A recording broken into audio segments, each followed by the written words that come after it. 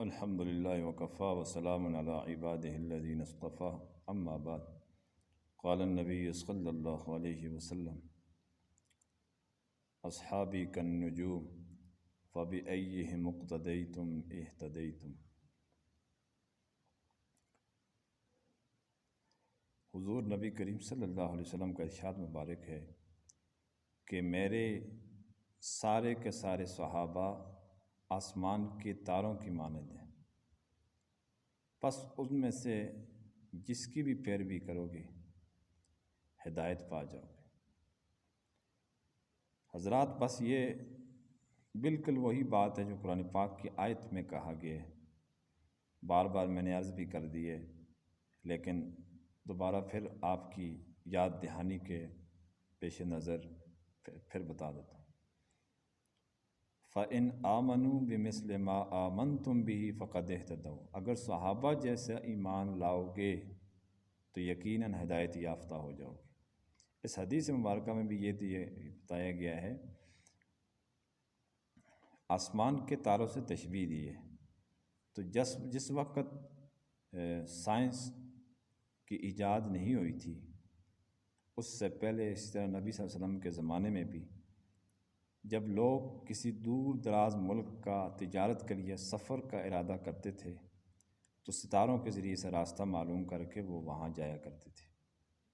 تو نبی کریم صلی اللہ علیہ وسلم نے حالات کے تناظر میں یہ بات ارشاد فرمائی کہ جس طرح دنیا کے لوگ آسمان کے تاروں سے راستہ معلوم کر کے وہاں جاتے ہیں، تو آپ صلی اللہ علیہ وسلم نے فرمایا کہ جنت کا جو راستہ ہے، جنت کے جو ستارے ہیں وہ میرے صحابہ ہیں۔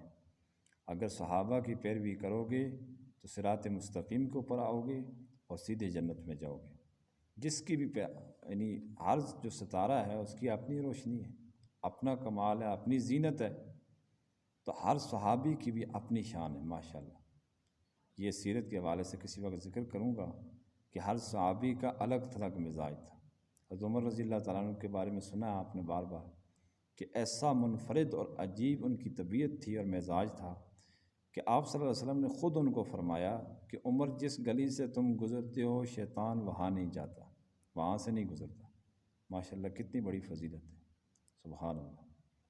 اسی طرح ایک اور حدیث مبارکہ میں ارشاد فرمایا کہ علیکم بسنتی وسنت الخلفاء الراشدین المہدیین۔ اس میں بھی یہ دیکھیں ہدایت کا لفظ ہے کہ تمہارے اوپر میرا طریقہ بھی اور میرے خلفاء راشدین جو ہدایت یافتہ ہیں ان کا طریقہ بھی لازم ہے۔ یعنی آپ صلی اللہ علیہ وسلم نے اتنا اعتماد کا اظہار فرمایا ہے صحابہ کے بارے میں۔ یہ کوئی مرید، کوئی استاد اپنے شاگرد کے بارے میں، اپنے مرید کے بارے میں کوئی بھی شیخ اپنے مرید کے بارے میں یہ گارنٹی والے الفاظ نہیں کہہ سکتا۔ یہ صرف صحابہ ہیں کہ جناب نبی کریم صلی اللہ علیہ وسلم نے اپنی سچی مبارک زبان سے ان کے اوپر ہدایت کے سلسلے میں اعتماد کا اظہار فرمایا۔ تو جو چیز دور نبوی میں نہیں تھی، ہم دیکھتے ہیں کہ وہ خلفائے راشدین نے اپنے دور میں اس کی تکمیل فرمائی ہے۔ جیسے جمعے میں ایک اذان ہوتی تھی نبی صلی اللہ علیہ وسلم کے زمانے میں، حضرت عثمان رضی اللہ تعالیٰ عنہ کے زمانے میں چونکہ لوگ جو ہے مسجد میں زیادہ ہو جاتے تھے، انہوں نے فرمایا کہ جمعے کے لیے 2 اذانیں ہونی چاہیے۔ اسی طرح 20 تراویح کا جو واقعہ ہے وہ بہت مشہور ہے۔ حضرت عمر رضی اللہ تعالیٰ نے روایات کو اکٹھا کیا، اس میں 20 رکعت تراویح والی رمضان میں وہ روایات زیادہ تھی، زیادہ معتبر تھی، تو وہ صحابہ سے پوچھ کر انہوں نے فیصلہ فرما دیا کہ 20 رکعت تراویح ہے، 8 نہیں ہے۔ تو یہ ہدایت یافتہ لوگ ہیں۔ اس کی 2 مثالیں میں نے آپ کے سامنے عرض کر دی، ایسی سینکڑوں مثالیں۔ حضرت بلال رضی اللہ تعالیٰ عنہ نے ایک مرتبہ فجر کی نماز میں الصلاۃ خیر من النوم کہا، تو نبی کریم صلی اللہ علیہ وسلم نے ان کو فرمایا، ان کی تائید فرمایا کہ بلال ان کلموں کو جاری رکھو، اب قیامت تک وہ کلمات کہے جائیں گے فجر کی نماز میں۔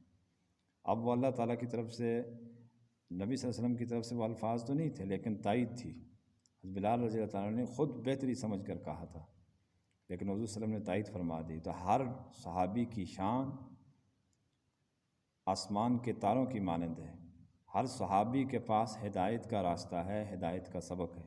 ہمیں ہدایت کے راستے پر چلتے ہوئے صحابہ رضی اللہ عنہم اجمعین کی روشنی میں ان کے نقش قدم پر چلنا چاہیے۔ اللہ تعالیٰ ہم سب کو ان باتوں پہ عمل پیرا ہونے کی توفیق عطا فرمائے۔ وآخر دعوانا الحمدللہ۔